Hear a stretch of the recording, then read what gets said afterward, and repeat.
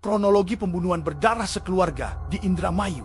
Motif tersebut bermula tersangka Ririn merasa kesal dan dendam kepada korban karena sebelumnya pelaku merental mobil Avanza kepada korban dan sudah memberikan uang sewa sebesar 750.000 pada saat kejadian Jumat 29 Agustus 2026. Korban Budi Awaludin bertemu dengan tersangka Ririn di sebuah warung dekat rumah pada siang hari. Saat di warung, mereka berdua saling sapa dan menanyakan kabar di antara kedua belah pihak. Selesai dari warung, korban menawarkan untuk mampir ke rumah. Setelahnya mereka berdua berpamitan pergi. Tersangka sempat menitipkan salam untuk keluarga di rumah. Sekira pukul 00.30 WIB, kedua tersangka tiba di depan rumah korban Budi. Tersangka Ririn menghubungi korban Budi di telepon, lalu dipersilakan masuk dan kendaraan motor diparkir di garasi. Kemudian mereka masuk ke ruang tamu.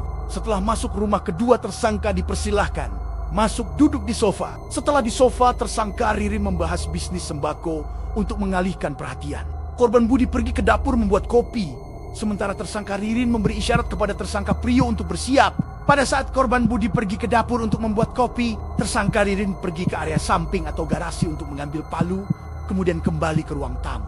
Setelah korban Budi selesai menyiapkan kopi, tersangka Prio memukul kepala belakang korban. Budi menggunakan palu sebanyak 1 kali di ruang tamu. Tersangka Ririn melanjutkan pemukulan sebanyak 2 kali pada kepala dan leher korban hingga korban jatuh, mengeluarkan darah dan tidak bergerak. Selanjutnya kedua tersangka menuju kamar korban. Sahroni, orang tua dari Budi. Tersangka Ririn memukul dari belakang sebanyak 1 kali hingga korban Sahroni terjatuh. Tersangka Prio ikut memukul 1 kali. Tersangka Ririn kemudian menginjak leher dan dada korban sebanyak 2 kali hingga tidak berdaya. Selanjutnya kedua pelaku menuju kamar istri korban Budi, yaitu Ais. Tersangka Prio memukul korban Ais sebanyak 2 kali. Tersangka Ririn menambahkan 1 kali pukulan hingga korban Ais meninggal dunia.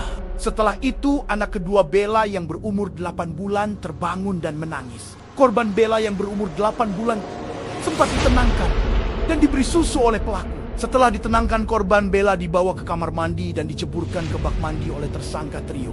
Di waktu yang bersamaan dengan korban Bella, pelaku Ririn membunuh anak pertama Ratu Hairunisa. Setelah memastikan seluruh korban meninggal dunia, kedua tersangka mengambil barang berharga milik korban berupa beberapa handphone, uang tunai sebesar 10 juta rupiah, serta perhiasan emas milik bayi korban. Mereka kemudian mengatur langkah lanjutan dengan memasukkan kendaraan motor ke dalam rumah, mengambil cangkul, lalu menyeret korban dan menguburkan 5 korban dalam 1 lubang. Setelah itu kedua pelaku membersihkan bekas darah di dalam rumah dan membalik kasur yang terdapat noda darah untuk menghilangkan jejak. Selain itu para tersangka sempat mengkambing hitamkan Evan untuk dijadikan tersangka dengan menaruh mobil korban di kaki Evan. Kasus belum berakhir. Fakta mengejutkan mulai terungkap. Bagaimana kelanjutannya? Saksikan di part 2.